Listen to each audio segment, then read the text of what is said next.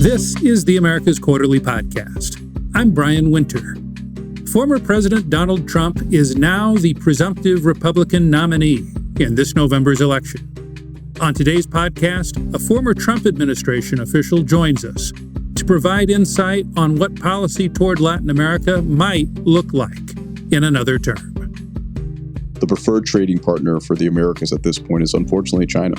Besides Mexico and the Central American countries that have comprehensive trade agreements, if you head into the southern cone, into the southern hemisphere of the Americas, China wins the trade war in every single country. And I think for our longevity as a country and really for the opportunity and the democratic values we represent as the United States of America, we got to do a better job of engaging American businesses to do business in the Americas.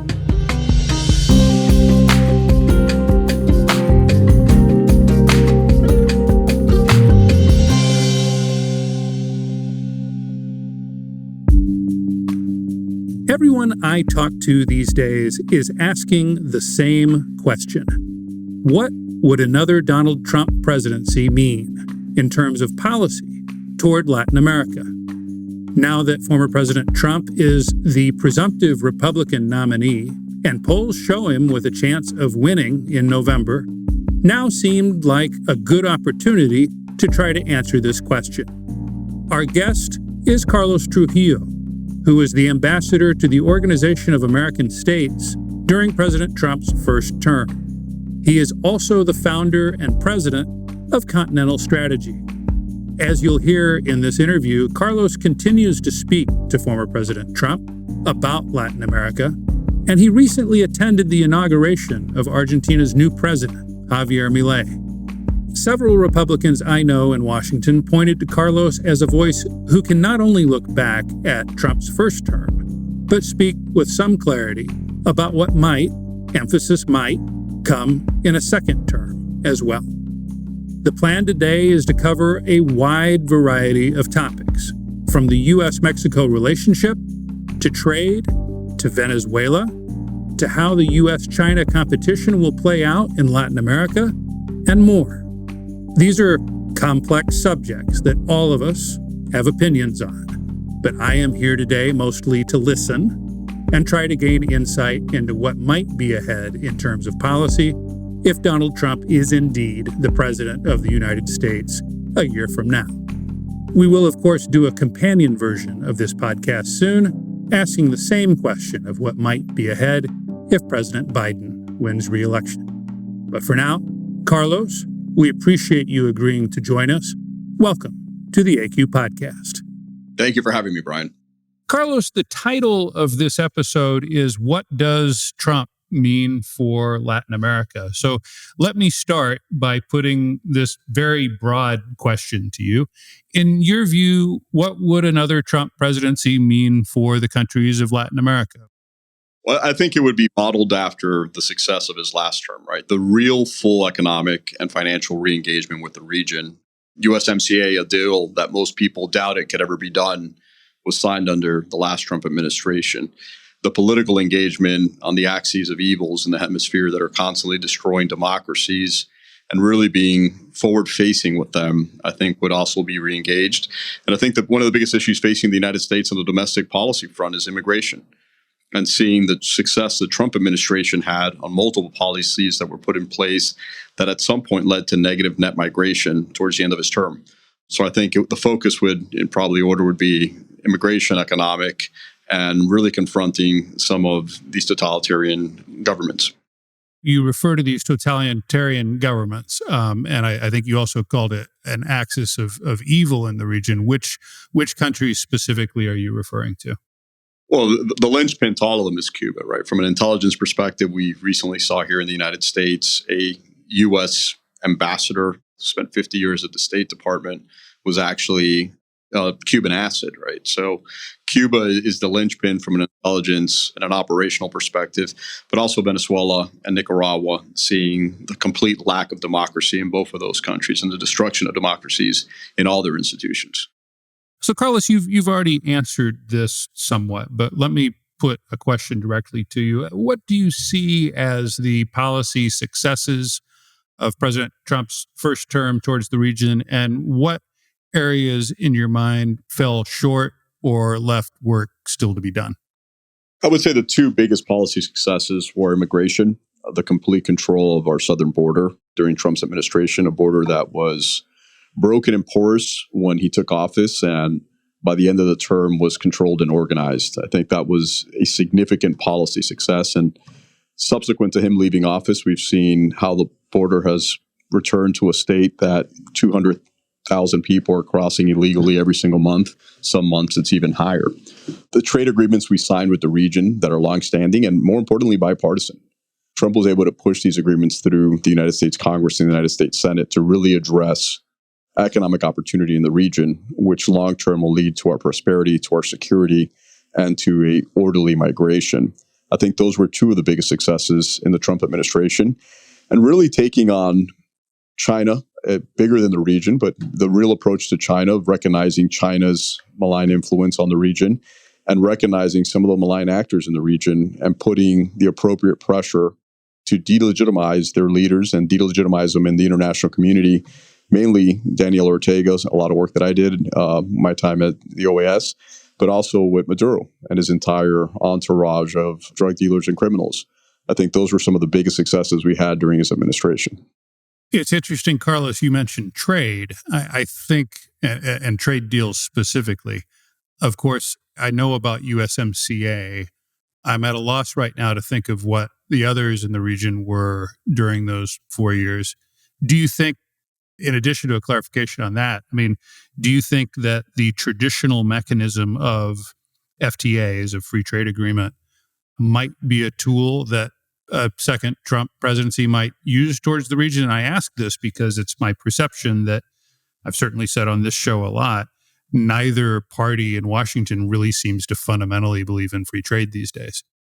Without getting into, I think into the political dynamic domestically, but I think it has to be a linchpin for us to grow our hemisphere, our influence and opportunity in the region. There was talks and at least initial conversations with a free trade agreement with Ecuador in its time. But if you look at how we're performing in the region, the preferred trading partner for the Americas at this point is unfortunately China.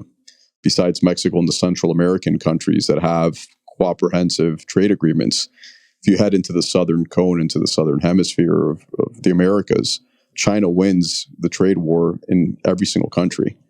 And I think for our longevity as a country and really for the opportunity and the democratic values we represent as the United States of America, we got to do a better job of engaging American businesses to do business in the Americas and really reassessing, do we want to continue to be the country that provides aid? Or do we want to be the country that provides opportunity and real opportunity that governments and countries can rely on us to grow their economies in a healthy and a robust way with a trading partner that's reliable? Carlos, you were at the OAS, which is, such an interesting forum for interacting with representatives from other countries all over the hemisphere, including those that feel differently. I want to ask you about this topic of China.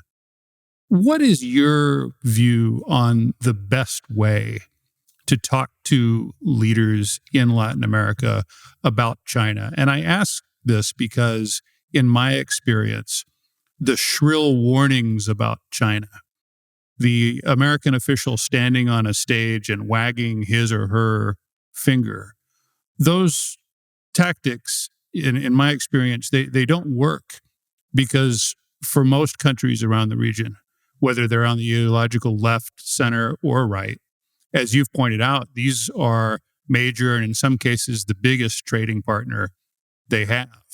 So how would you break through that? What in your experience has been the most effective way to talk to people in the region about this competition between the United States and China? No, Brian, I agree with your point because the main criticism we would have as a government when we would warn them or criticize them for doing business with China, they would ask us, then why do you guys do it?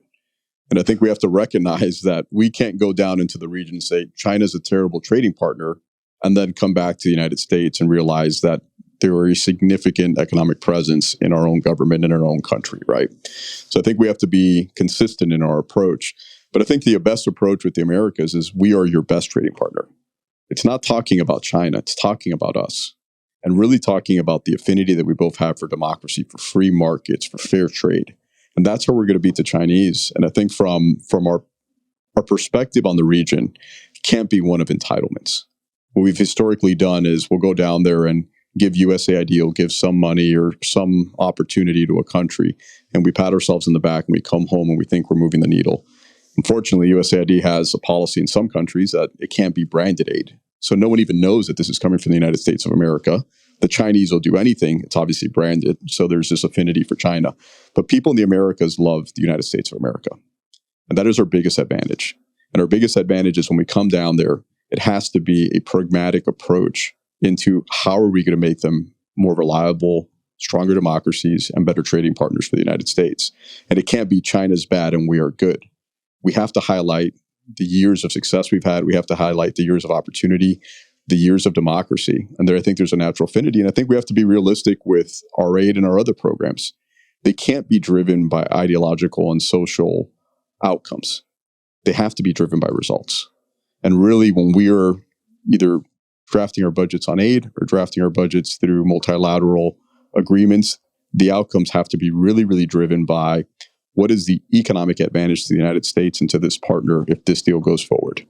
And it's usually when we lose deals, I saw throughout my time in the hemisphere, so when we're going down there and giving some sort of loan package that has a significant amount of conditions precedent for them to get the loan. And the Chinese show up, not even including the corruption angle, but they show up and say, ours has really no conditions precedent. A lot of conditions subsequent. We'll probably end up taking it when you default, but no precedent. And the government has the political win day one. As a politician, it's really difficult to turn down. And I think we have to recognize that in order to beat the Chinese, in order to compete with the Chinese, the whole threat and warning that China is bad and we are good is no longer going to work. We have to show these people why we are the much, much better option and why the opportunity of working with stable, robust democracies and respecting the rule of law will ultimately lead to a more robust trading partner. In specific cases, though, I can think of several countries that have lined up at various points in the last few years under both the Biden administration and the Trump administration to try to get a trade deal done. I think of Ecuador, Uruguay. I think of Brazil during the Bolsonaro years was very eager. And, in the Brazilian case, these were two leaders who had a strong personal affinity, Bolsonaro and Trump. And yet, with some exceptions, they were able to do these so-called TEC deals, but nothing of substance really moved forward. So the willingness and sort of the talk about the need to get more done, it resonates, but I'm not sure there's much of a record there for either party on this front these last couple of years. I would agree. And I think part of it, the record has to also be driven by the Congress.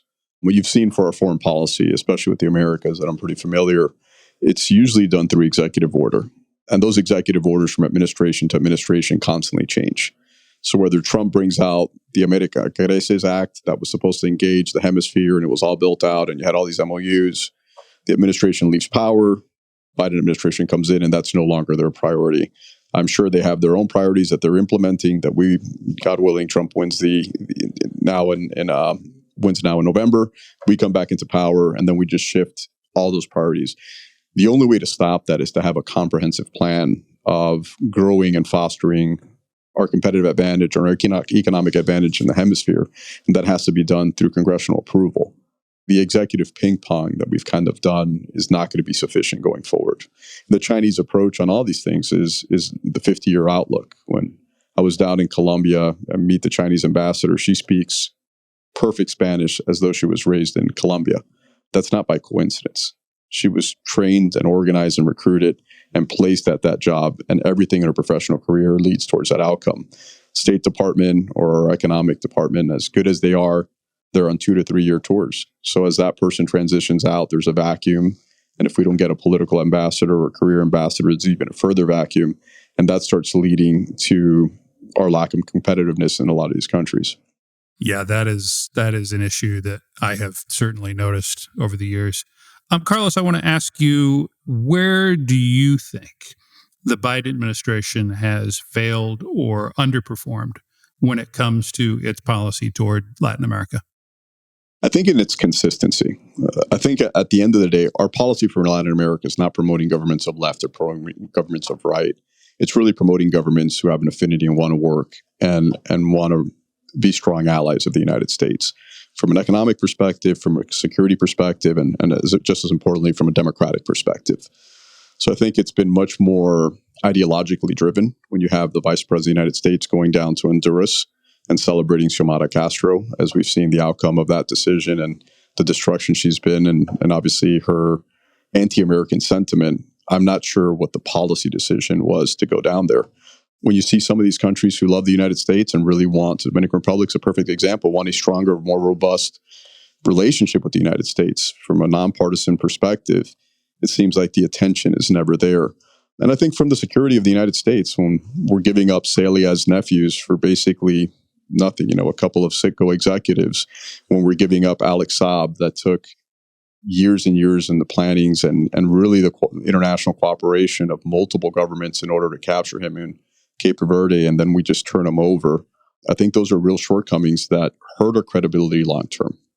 It'll be really, really hard for us to go back to any asset or any ally and really ask them to detain a person or to cooperate with us in capturing a person who's a known trafficker of narcotics, a known money launderer who keeps the regime alive. And at the same time, for them to know that in 24, 36 months, your government's just going to give them up. So I think those decisions ultimately really, really hurt our credibility in the region and hurt America's security long term. Looking at the deal they cut with Maduro, Maria Corina Machado, they preemptively release all the pressure. What does Maduro do? He does what Maduro is always going to do.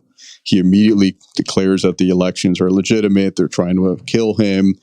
Maria Corina should be investigated for all sorts of fraud and abuses, and the entire process breaks down. So you see some of these decisions that are being made, and I think they're very, very naive of not understanding who they're dealing with, but I think they're very, very short-sighted of not looking at the long term and really just looking at the next 6 or 12 months. I want to come back to Venezuela, but first let's talk about another easy topic, immigration. The Biden administration has tried to focus attention on quote-unquote root causes driving migration northward, things like crime and poverty. I think it's fair to say the first Trump administration was perceived, at least, as focusing more on enforcement, the wall. And you said earlier that the border was organized. Prior to COVID, illegal crossings across the U.S. border were quite high, not as high as they are right now, certainly. My question for you is, would a second Trump term focus more on conditions on the ground in places like Mexico, Venezuela, Ecuador, and Guatemala that are currently sending the most migrants north? And what else could we expect in terms of policy? Well, I think the first thing is, rather than, the root causes are important, right? And you have to address them. That's a long-term plan. You have to address the immediate crisis that we're facing at the southern border, the humanitarian crisis, the empowering of coyotes, the elimination of human trafficking, of the trafficking of women and children who are being raped and sold into slavery as they enter this country. I think that's a moral and national security impairment that we have to address. And some of the policies that Trump put forward that unfortunately were ended were Remain in Mexico and the third country safe agreements. Those were very powerful tools from an immigration perspective in order to put pressure on some of our partners to cooperate, and more importantly, to stop the migration flows before they get to our country, to stop those migration flows at the bottlenecks in Chiapas between Guatemala and Mexico, to stop the migration flows as they're crossing through Panama. So enforcement, I think, is first and foremost. But if you spend any time speaking to some of the recent migrants that come to the United States, it's not the root causes that are coming, right? When Haitians are coming who've been in Chile for 20 years or 15 years or coming to the United States, it's not the root cause in Chile that they're showing up. It's the invitation and the opportunity.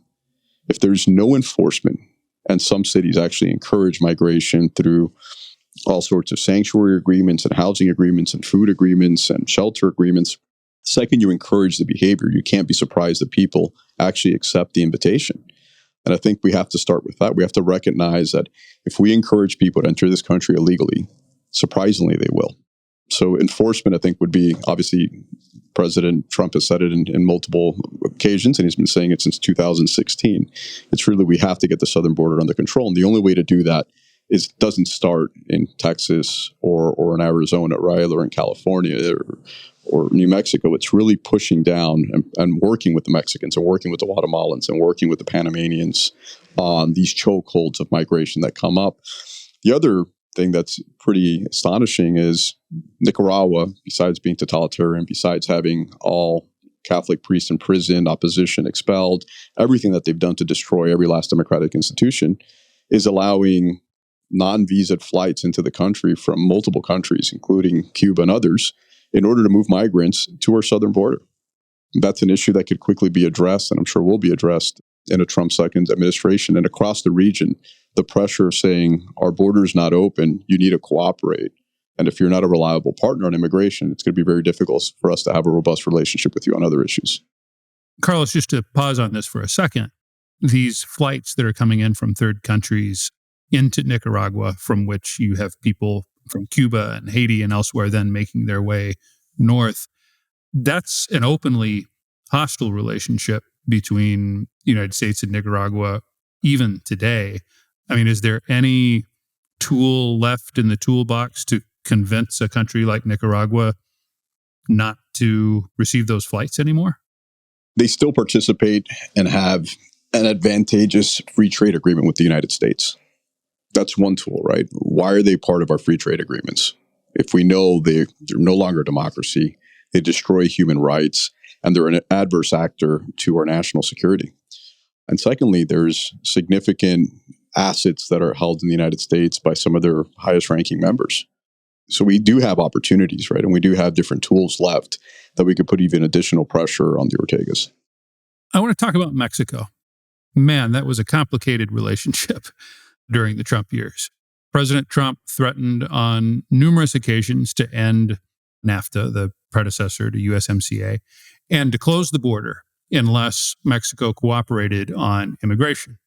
But he also seemed to forge a productive relationship with AMLO, who just this week, as we record this, referred to Donald Trump as his friend. And the two leaders did eventually negotiate a new pact, USMCA, as I noted. What should we expect from Mexico-U.S. ties, keeping in mind that it will be a new Mexican president that will be in charge when the next U.S. president is inaugurated? Obviously, it'll depend who the new president is, but I think historically, if you see President Trump and AMLO's relationship, it was one of cooperation. AMLO is trying to advance the best interests of his country in the way he sees fit. President Trump is trying to do the same. So at no point, even though they have different ideological outlooks on life, they're able to come together and they're able to negotiate. And I think both countries were better off because of it, which is surprising because I'm willing to bet that his relationship with President Trump is much stronger than his relationship is right now with President Biden. And I think that's something that the media is obviously not going to report on. But if you look at that relationship, it was one of mutual respect and it was one of cooperation. And we're hopeful for Mexico, whoever comes into power, it'll be the same. They want to advance their Mexican interests. We want to advance our U.S. interests. And there's free trade agreements for both of us to advance both of our interests. But there has to be this mutual respect of rule of law, of some of American businesses, obviously, as you've seen, have not been treated well down in Mexico in the last few years. Southern border is obviously a significant issue of contention. And those are conversations and difficult conversations that have to take place. But I think the important thing is that they actually take place, that we don't just gloss over this as though it's not an issue, thinking we're going to have a better relationship, when in reality, we've seen the relationship right now between the Mexicans and the United States, and between the governments at least, it isn't on the highest note. I want to linger on the figure of President López Obrador for just a moment, because even though it's true that he would no longer be president of Mexico by the time we get to 2025, January 2025, the current frontrunner in that race by a healthy margin is his ally, Claudia Sheinbaum. And almost everyone expects that López Obrador would continue to be very influential in that administration. I admit, I have struggled over the years to understand exactly why Trump and López Obrador seem to get along so well, remembering that during his campaign, López Obrador wrote a book called Oye Trump, Hey Trump, that was this long, not exactly a rant, but a book standing up for Mexican sovereignty and certainly not friendly. What insight, if any, can you give us as to why those two, at least, I'm not sure it was friendship, but at least it seemed to have been a degree of respect and understanding what the other was looking for? Well, I think it's that. It's mutual respect. It's not an imposition, right? It's not either party trying to impose their will. But I think at the same time, it's both parties advocating for their position. But it was also really significant engagement. Multiple groups from both countries were back and forth, all these agreements. There was a lot of forward facing, a lot of interaction at the highest levels. There was direct access to the White House. And I think that relationship, that's why it was fostered, and that's why there was this respect. But here's the thing, and I personal relationships in politics at that level, especially, they matter so much, and they sometimes turn into policy, which is why we discuss them. But when we get into the policy level here, there are some real challenges in the Mexico-U.S. relationship right now, as you've alluded to. We have fentanyl coming in to the United States from Mexico, driving all-time record overdoses here in the United States. You have said that President Trump would likely try to reinstate the Remain in Mexico policy. It's going to get contentious either way, is it not? I mean, how do you think this Trump administration would push on these very real issues of trade, immigration, and drug flows?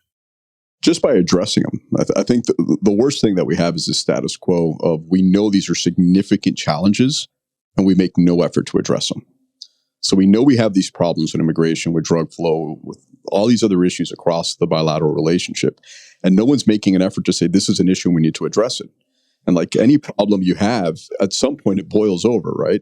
Sorry to interrupt you, Carlos. I mean, that's not quite fair, is it? I mean, President Biden speaks about fentanyl all the time. You've had delegations of U.S. officials, including Secretary of State Blinken, traveling to Mexico City, including recently. I mean, they've tried. It just, nobody has been able to stop this problem.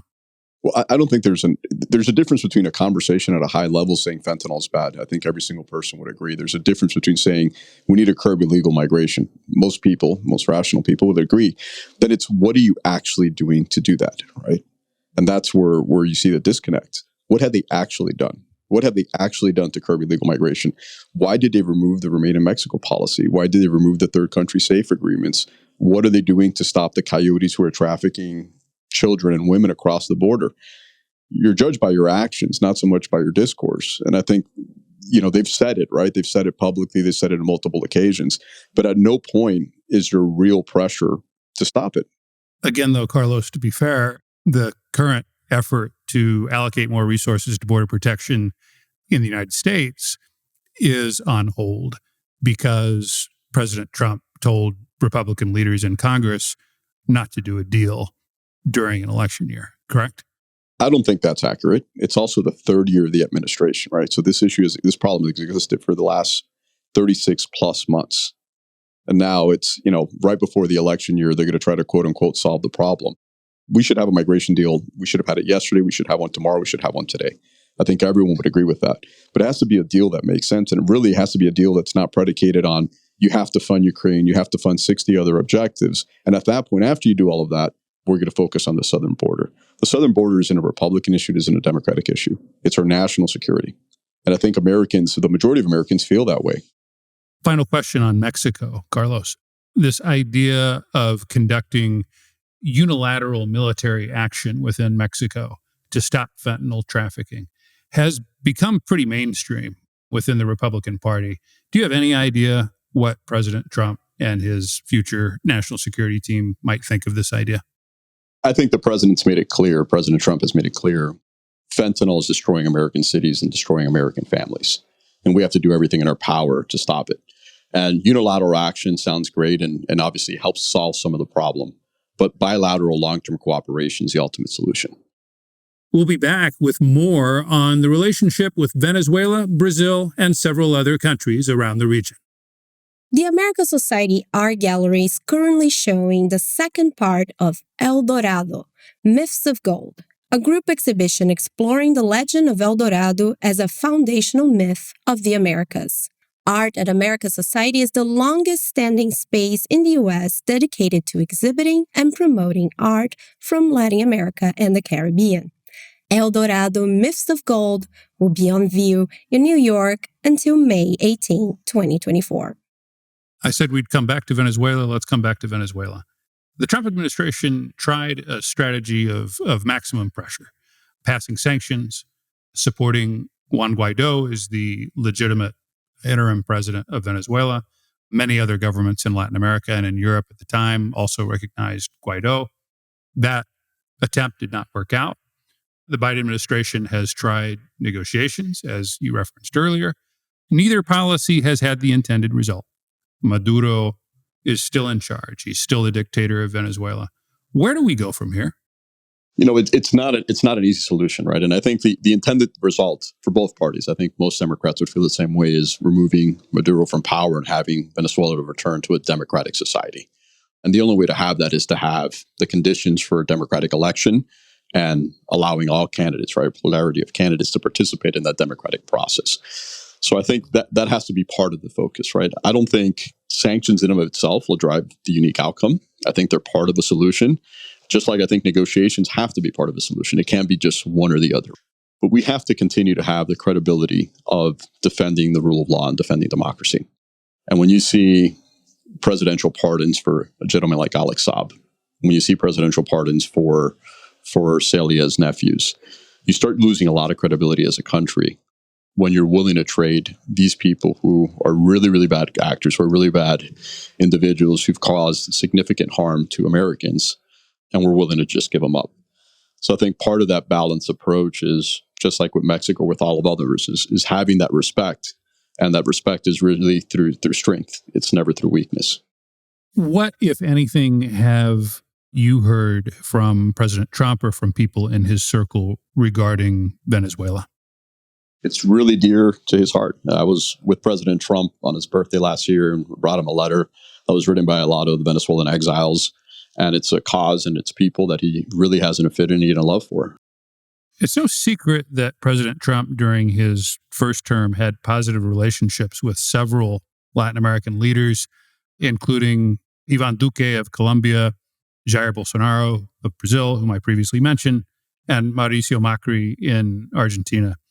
But the political map looks pretty different now. The leaders that I mentioned were all leaders on the center-right or right. The map today is, to a large extent, dominated by leaders like Luis Inácio Lula da Silva in Brazil, Gabriel Boric in Chile, and Gustavo Petro in Colombia. Do you think that would be a challenge?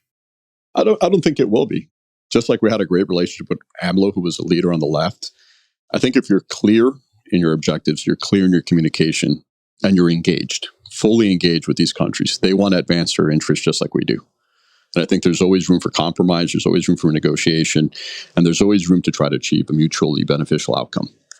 And I think that's going to be the objective. It's not, our objective is to advance American interests and advance the United States. And that's what we have to see it. It's not just with people we like, but it's also people that we prefer not to spend time with. Because at the end of the day, there's a lot of American businesses in Brazil. There are a lot of American businesses in Colombia. There are a lot of American citizens who spend time down there. They're also pivotal to our national security.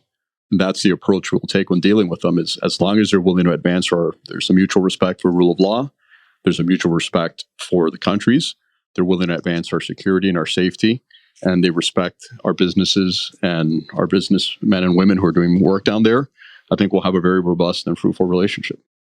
In practice, though, a leader like Gustavo Petro in Colombia has advocated a different approach to drug interdiction, for example, saying that the war on drugs has failed. And you say that, the fact that he's a leftist is not a problem in and of itself. But if there's a misalignment on a topic like that at a time when cocaine production in Latin America has doubled over the last decade, is that potentially a problem? Absolutely, it's a problem. But that misalignment's happening now between a leftist Colombian government and a center-left American government, right? And I think with anyone like Petro or anyone else, there are things that he might counter narcotics. He has a different opinion, I would say, than even this administration, but definitely from President Trump But there are a lot of things that are very important to President Petro that the U.S. government controls. And I think it's just having those frank conversations of, we understand your position on this, but there are a lot of other things that are very, very important to you and your government that we have a lot of oversight over. It would be fair to note that the Colombian government under Petro has continued with drug interdiction efforts. Let me move on to another leader who does actually seem to have some ideological affinity with former President Trump. That's Javier Milei of Argentina. What do you make of him? And more importantly, I suppose, how do you see Argentina's trajectory right now? I think he's a very dynamic, exceptional leader and very sincere. I had the opportunity to attend his swearing in down in Buenos Aires in December. I think he brings a lot of hope to a country and really to an economy that's beyond broken. So I see nothing but positive things coming from Argentina. Their willingness and their engagement with the United States, their unequivocal commitment to democratic values, their peaceful transition of power. There's so many things and so much positive that's coming out of Argentina. And I think Milei is the right leader for the right time. I wrote a column last week, Carlos, about Ecuador and its 36-year-old president, Daniel Noboa. Ecuador, I know you saw the scenes in January when the masked gunman took over a TV station, took dozens of policemen and prison guards hostage. And this was really an important front, but certainly not the only country dealing with the challenge of organized crime right now. We've seen other countries that were previously relatively peaceful, such as Chile, such as Uruguay, with big increases in homicide rates and violence over the last couple of years. How, if at all, can and should a U.S. government try to support these countries? I've always found that the best use, and I saw it in Central America, is capacity building, sharing best practices, and lending American assets to help build that capacity.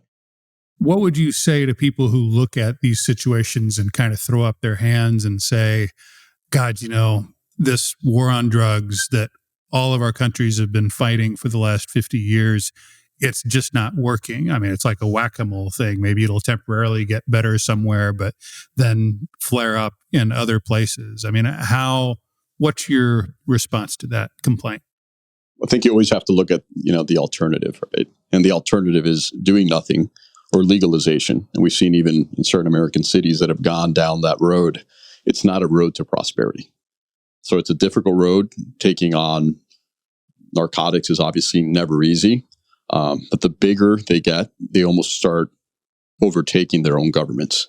And we've seen that in the political arena and in a lot of countries in which transnational criminal organizations are more powerful than anyone else in the entire country, which leads to an absolute destruction of democracy and opportunity, which is never an outcome I think anyone's going to accept. So it's not an easy path, and obviously there is fatigue and there is exhaustion, but the alternative is in a better avenue. Carlos, I wrote an essay for America's Quarterly towards the end of 2023 that was called A Relatively Bullish Case for Latin America. And I listed 5 reasons why it felt like 2023 and now 2024, things were looking up. One of the big reasons was nearshoring. That's been a huge boost to Mexico's economy. Big reason why Mexico's economy grew more than 3% in 2023. There's been a lot of talk about other countries in the region potentially participating in this. Some of it's happening already. Countries in Central America, maybe even as far south as Brazil.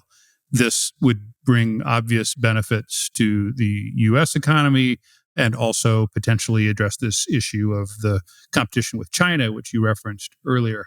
That said, one of the central proposals of President Trump's campaign this year is a new 10% tariff on all countries. How do we square this desire that you've expressed to bring countries of the hemisphere closer and away from China with this policy that would make exports more expensive? Well, it's all exports across the world, so it's not unique to the region, right? So it's really finding the economic and competitive advantage that the region has, which is skilled workforce, young labor force, proximity to the United States, reliable natural resources, low cost of production, and encouraging American businesses that it's a much better deal to do business in this hemisphere than it is to do it in China or in Asia. Free trade agreements and other opportunities exist, but it's really the massive economic advantage that we have in the hemisphere. And really the tariffs are the floor, it's not the ceiling. As we saw during the Trump administration, a lot of Chinese products, the tariffs were much higher than 10%, and they were even held and continued under the Biden administration.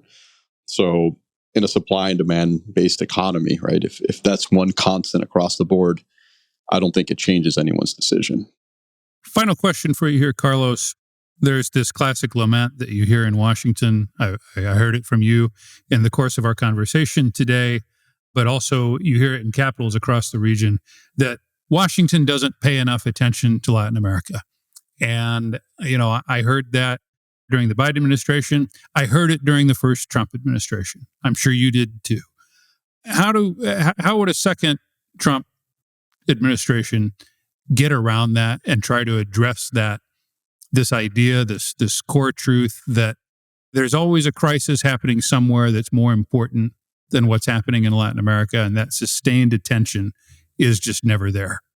I think it's a fair criticism of both administrations, right, of both parties and the last two administrations and multiple administrations before them. But it's that sustained contact, right, and that sustained engagement, which we've always struggled with, and really a more long-term and objective vision for the hemisphere. Not our short-term needs. Migration is obviously a very short-term need. It's been a long-term need now, but it's something that is pressing. Counter-narcotics is something that's pressing.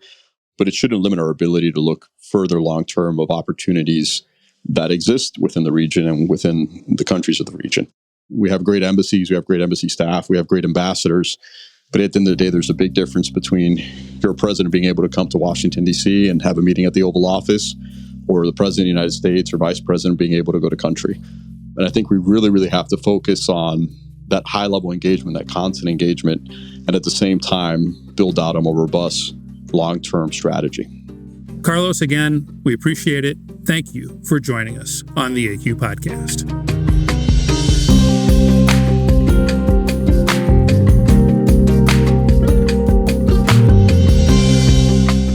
Thank you for listening to the America's Quarterly Podcast.